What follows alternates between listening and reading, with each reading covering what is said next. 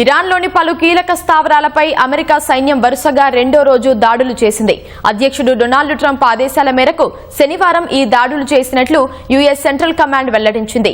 ఇరు దేశాల మధ్య కుదిరిన కాల్పుల విరమణ ఒప్పందానికి విఘాతం కలిగిస్తూ వాణిజ్య నౌకలపై ఇరాన్ వరుస దాడులకు పాల్పడగా అందుకు అగ్రరాజ్యం ప్రతీకార చర్యలకు దిగింది. శనివారం తెల్లవారుజామున హార్ముజ్ జలసంధిలో వాణిజ్య నౌకపై ఇరాన్ దాడి చేసింది.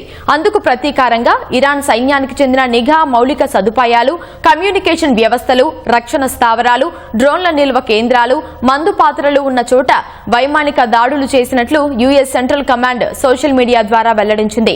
2 మిలియన్ బ్యారెళ్లకు పైగా ముడి చమురుతో హార్ముజ్ జలసంధి గుండా వెళ్తున్న కికు ఆయిల్ ట్యాంకర్ పై ఇరాన్ సైన్యం వన్ వే డ్రోన్తో దాడి చేసిందని తెలిపింది. కాల్పుల విరమణ ఒప్పందాన్ని గౌరవించే అవకాశం ఇరాన్కు ఉన్నప్పటికీ ఆ దేశమే ఉద్దేశపూర్వకంగా ఒప్పందాన్ని కాలరాసిందని అమెరికా మండిపడింది.